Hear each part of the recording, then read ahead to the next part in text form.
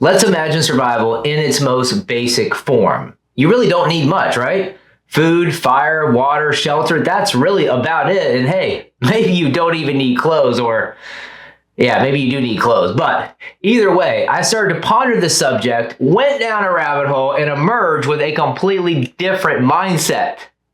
So let's check out what I uncovered.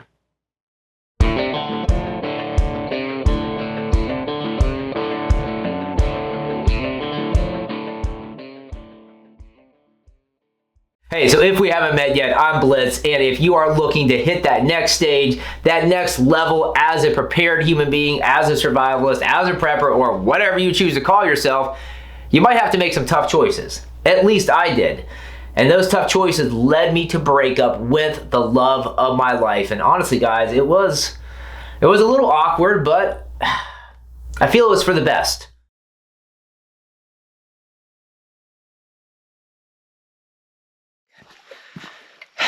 You know, I've really enjoyed all the time we spent together. All the fun times, all the adventures, all the late night cuddles. But lately, I'll be honest with you, I feel like we've been growing in different directions. And no, it's not you.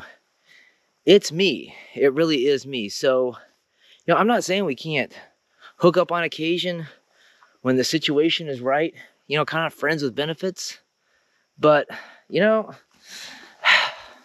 for now, I really just need my space. And I hope you can understand that.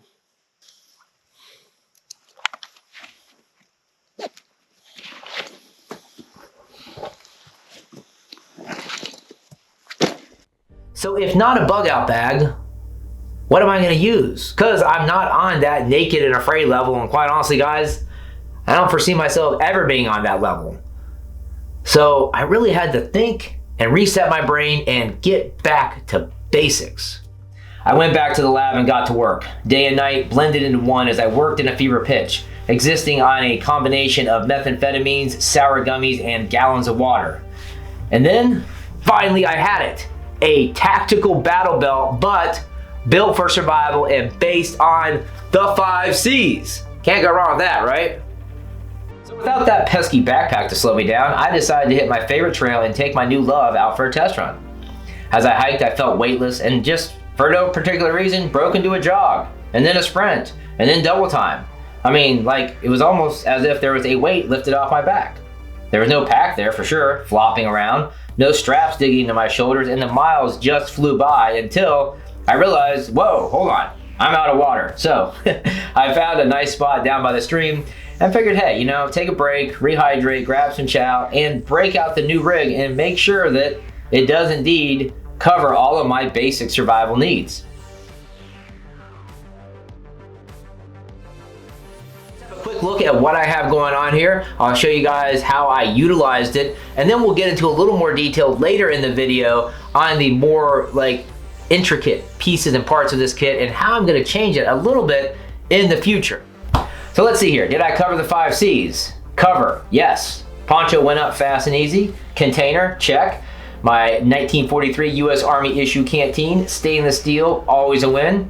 For combustion, I have my lighter and my favorite Swedish fire steel. For cutting, I got my good old Ontario Rat 5, one of the oldest blades in my inventory, but quite capable. And then finally for cordage, I have my favorite, my go-to, number 38 bank line.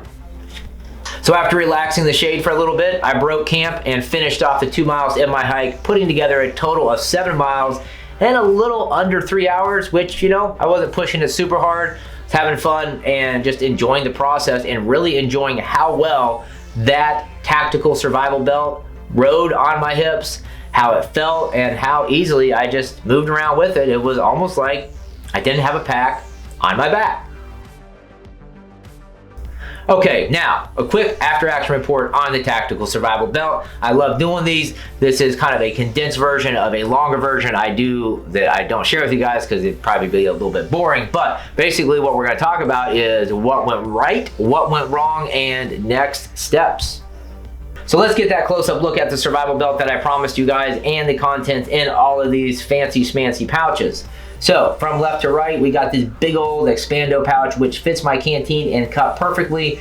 And you will note that I have a bandana tucked in there to eliminate any possible shine from the stainless steel and also to serve multiple purposes.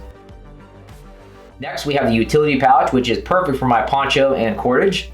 Then we got the big old med pouch, which I repurposed to store medical and basic survival gear. And then finally, this is really cool, and I want to give a shout out to Guardian Warrior Systems for hooking this up. This is the Raptor adapter, which enabled me to mount my Ontario Rat 5 on this belt, because without it, it just wouldn't have happened. Like, I could have tried to use a tech lock, but the tech lock just was not capable of fitting around the thickness of this belt. So I was really super stoked to get my hands on this. And once again, big shout out to Guardian Warrior Systems for donating a few of these samples. I'm rocking it here, as you can see, and then also I made a few modifications to my primary battle belt, and it's just working out pretty nice. I love the design, and this like material right here is basically indestructible. So make sure you check out a link to their website, which is down there in the description. Check that out and make sure to let them know that Blitz at the Survival Outpost sent you. Now let's talk changes. First of all, the med pouch. Really nice, big old med pouch, but it flopped around a little bit. It's kind of tall, right? So I'm swapping that out for a double hand grenade pouch, which is about this big, right? And yeah, it's gonna probably require me to carry a little more basic and slimmed down medical kit, but that's kind of nice. It makes me really be intentional about the gear that I carry instead of just saying, hey, here's some medical gear, throw it in the bag. Here's some survival gear, throw it in the bag, and call it a day. Something else that is important to mention, like with the weight that I had on there, I did have a little bit of sag in my pants a little bit.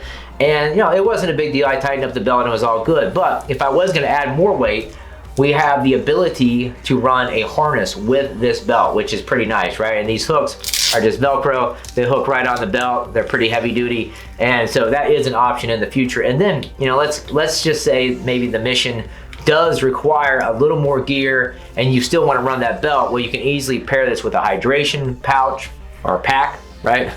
Or an assault pack or something small like a 24-hour pack. And then you're pretty much good to go. And you always have your basic survival gear stored directly on your person. So if you had to drop that pack or you got disconnected from your pack, you really want to be worried about too much, right? So what are the next steps? Reconfigure the belt and hit the trail for another 7, 8, 9, 10 miles and see how it goes. Hey, so what's your take on the bug out bag? Is it time to break up? Do y'all need some space to reconsider things? Hey, maybe, you know, it's time to go back to basics like what I did and build out a super ultra light survival belt like what I've showed you guys.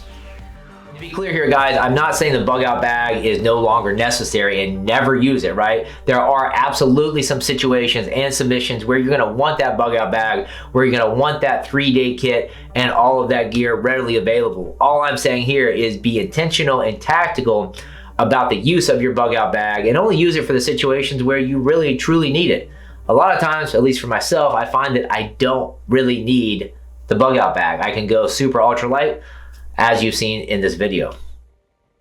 So anyways, I hope you enjoyed the video and learned a few things about cutting weight, being intentional about building out your survival kit, and taking that next step in your evolution as a prepared human being. Now, on the topic of bug out bags, I have a whole playlist dedicated to this with everything from cutting weight to bug out bag based on the 5 C's to a big old bulky bug out bag and everything in between. So you're definitely gonna wanna check that out. And one other quick detail before you run out the door, down there in the description while we're talking about bug out bags, I have a free bug out bag builder download PDF, and you can really start from scratch with no knowledge and come all the way up to speed and build a bug out bag that is perfect for you and your situation. And with that being said, thanks a lot for support, guys, and I will see you in the next one.